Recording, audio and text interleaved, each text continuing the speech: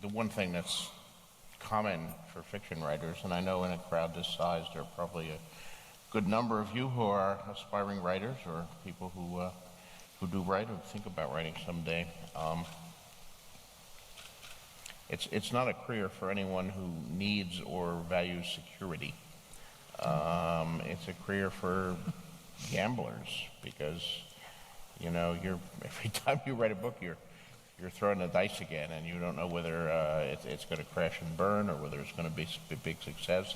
Most books, of course, are somewhere in between.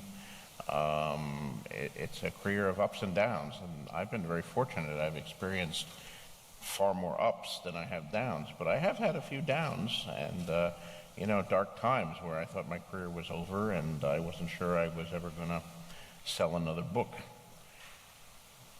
What's important to me looking back on those is that even at the times where I was afraid I wasn't ever going to sell another book, I never doubted that I would write another book. Oh, that's exactly. And that's the real.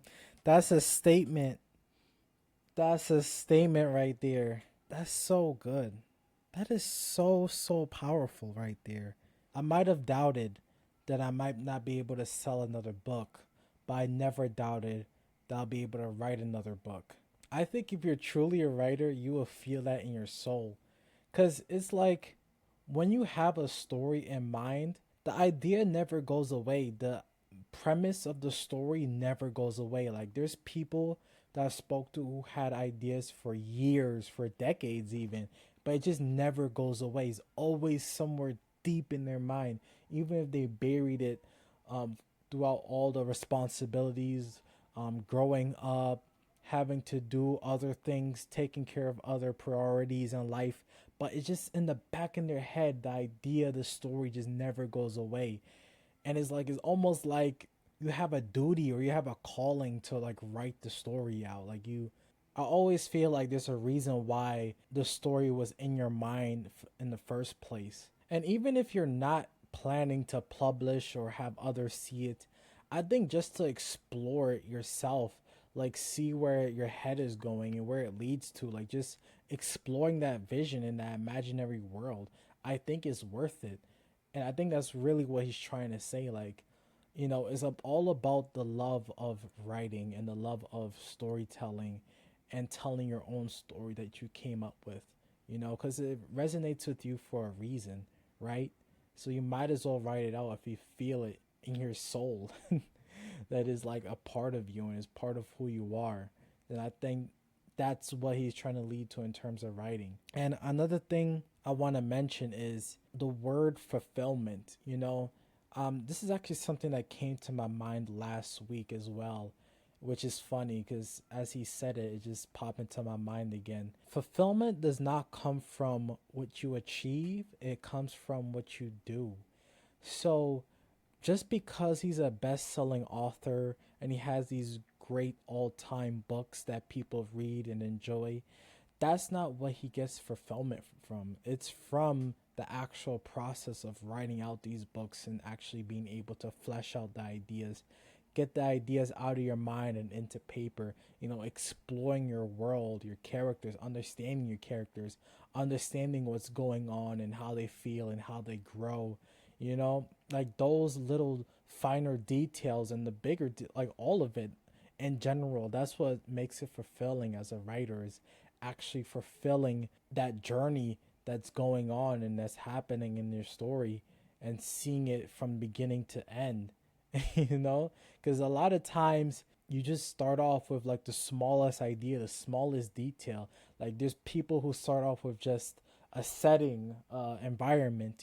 Some people just start off with just a character in mind and they just want to start off there, and that's what creates the story. But whatever it start off with is like the journey of seeing where it leads to, and then like of course you're gonna have middle ground where you're not even too sure where which path you're gonna take next and where it's gonna go next. But that's what makes it so interesting as a writer, because a lot of times you were surprised yourself even what's gonna happen next, and that's what leads to discovery and figuring out like, oh, I didn't even know this was even gonna happen when I first thought of this, right? like this happens a lot. So yeah, like that one little phrase just got me to thinking about so much. So that's very, very powerful right there. I doubted that I might sell a book again, but I never doubted that I would write a book again. Wow.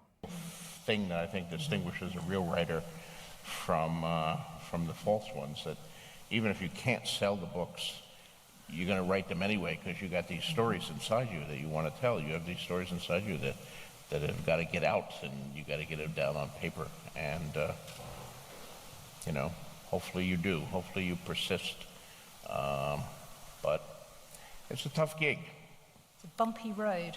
And the obstinacy that writers must have, do you think writers have to be a certain sort of character? You have to be quite obdurate and quite bloody-minded, I think, in your own skin. You have to be quite determined to just keep doing it. Yes, and you know, you have to be ready to take a certain amount of criticism and rejection. You are going to get the rejection slips. You're going to work for projects that you love, and people aren't going to understand what you're doing, and you know, and boy, for most writers, you can work for a year or 2 years on a book, and even if you sell it and get it published, then it's like you threw it down a well. You know, hopefully you scan, oh, here's one review in a newspaper from Des Moines, Iowa, and that's the only notice that you get for that.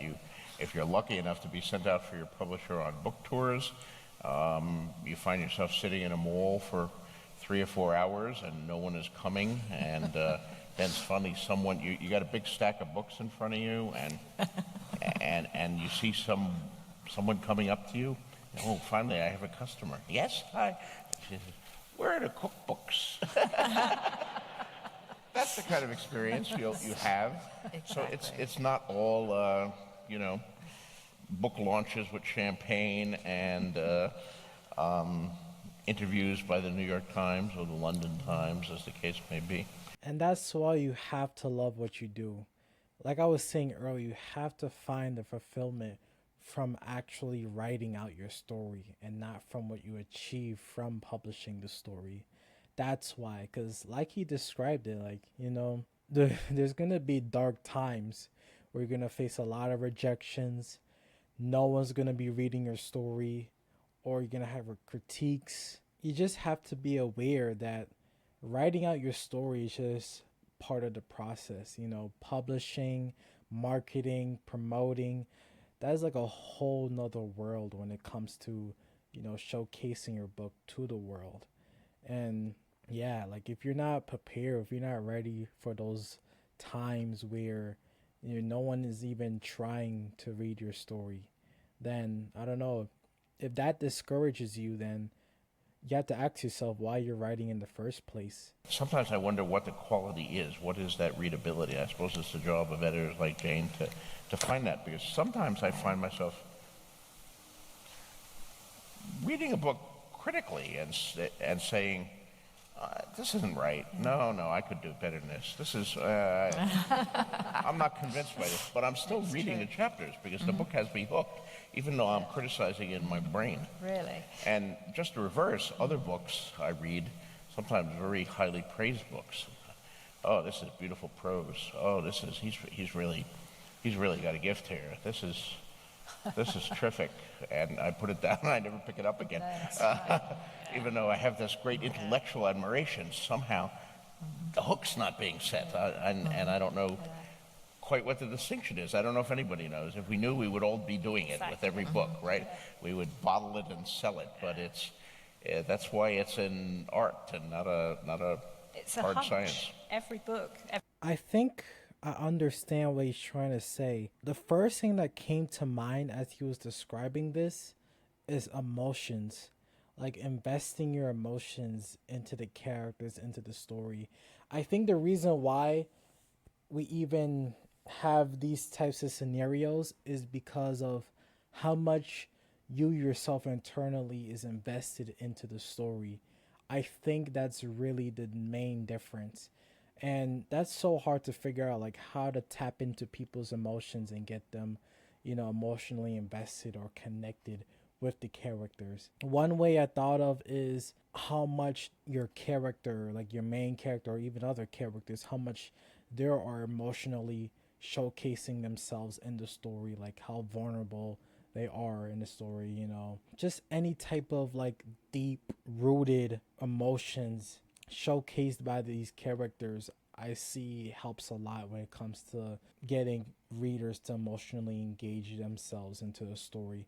But it is very interesting where, because I have experienced this too, like books that people highly praise or even shows and movies that people highly praise, I just never connect to it as much as others that I find very underrated and people never even recommend it to me. But I truly think it all stems from emotions. And usually, at least for me, what gets me hooked to a story is how much I relate to a character.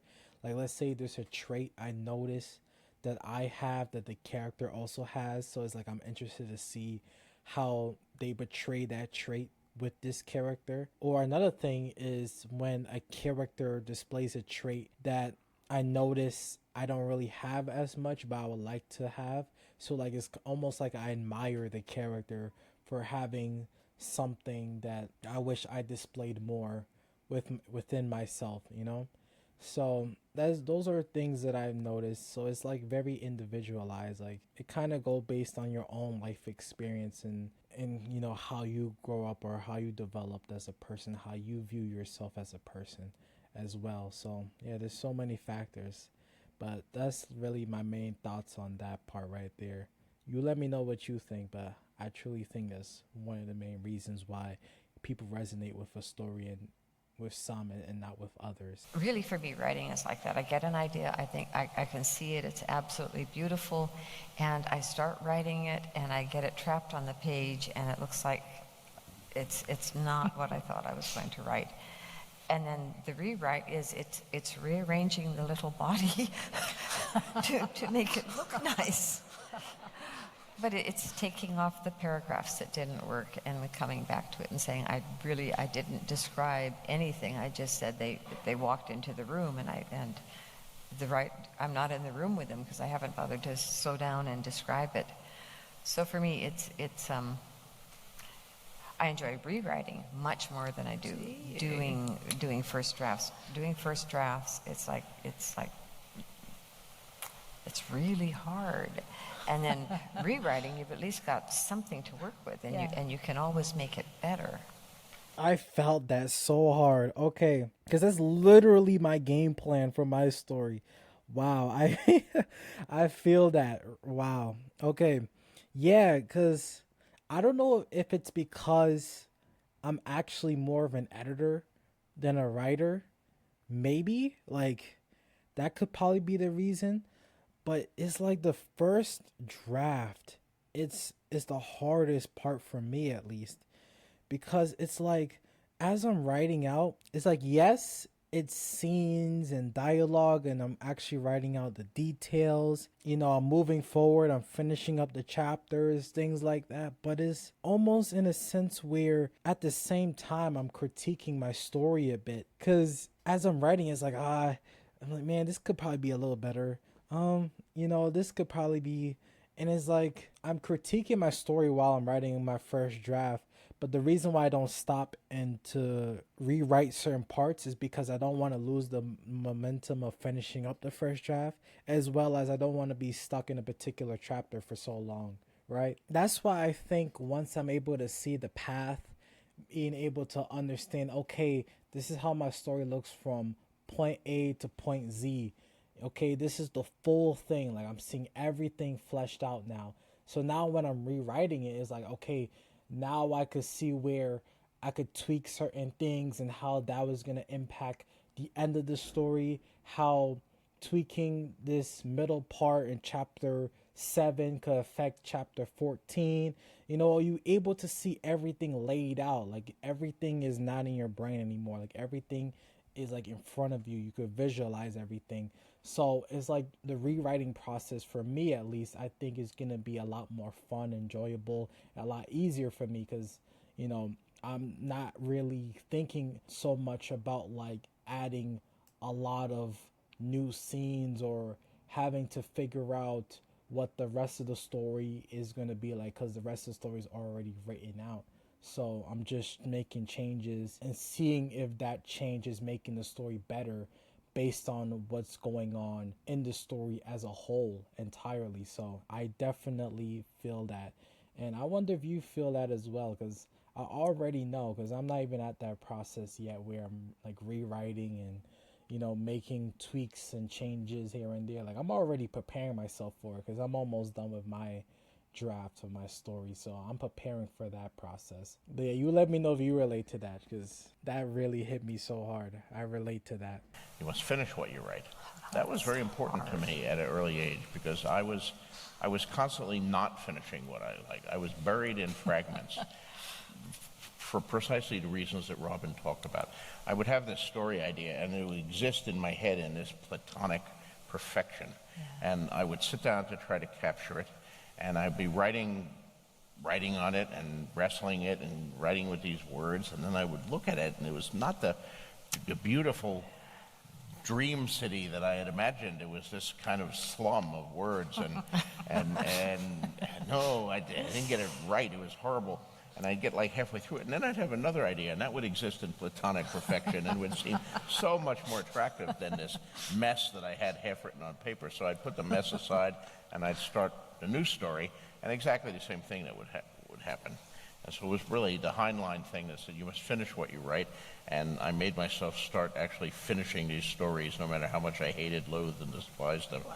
And you know, by the end, I usually liked them a little better, and they still weren't the incredible stories that I saw in my head, but you know, they were good enough that, at least for fanzines, and fans seemed to like them, and that encouraged me, and I did more. And you know, then after the Scandinavian story got rejected, I said, well, maybe I'll send some out, and one thing led to another. But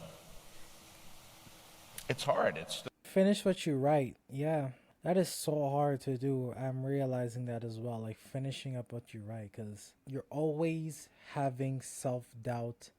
You're always fantasizing about like how great this idea is, but doing the actual work and trying to write it out is so hard. It's so difficult. Like even I myself right now still is figuring out that process as I'm doing a draft. So it's so tough. Like writing itself is just a tough process. It requires a lot of faith in yourself, in your stories, what your imagination, you know, it's just, it requires a lot. And being a writer, being an author could be ruthless at times, because like seriously, you kind of have to bury your self-doubt, your any type of critique, just any reason for you not to continue and move forward with your work. You know, you kind of just have to ignore anything that stops you from doing the actual work and just find a way to finish it. Because even if you don't publish, like the feeling you get finishing your story and just seeing it all out there and not just in your head, I think that alone is going to give me a satisfying feeling regardless if I publish or not. I truly believe that. I don't know as yet, but I truly believe that. It's hard. It's still hard. I mean, if there was just telepathy, you know, there's part of me that loves words. I mean, I feel great pleasure when I come up with a great line of dialogue, or even a way of describing a sunset or a castle, a metaphor, something that where the words ring, where the words have some poetry to them. That's terrific. But sometimes it seems like the words are, you know, you're trying to drive a nail with your shoe, and it's boy, you wish you had a hammer, and the hammer is a word that you don't have, or some way to make the reader see this the way you see it, and it can be very very frustrating. Thomas Mann said that a writer is someone for whom writing is more difficult than it is for other people. Absolutely spot on. It really Exactly. is. Yeah, it's tough, man. It's tough being a writer. But I hope this video helps you. I hope you enjoyed yourself, got some insight. It's great to see the thought process of great writers and how they view writing and their process and how they write out their stories in general. It's great, it's great to listen sometimes.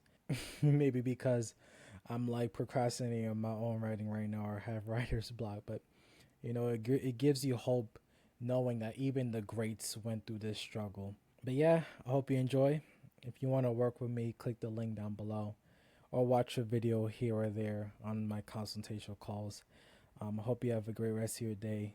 Talk to you soon. Thank you.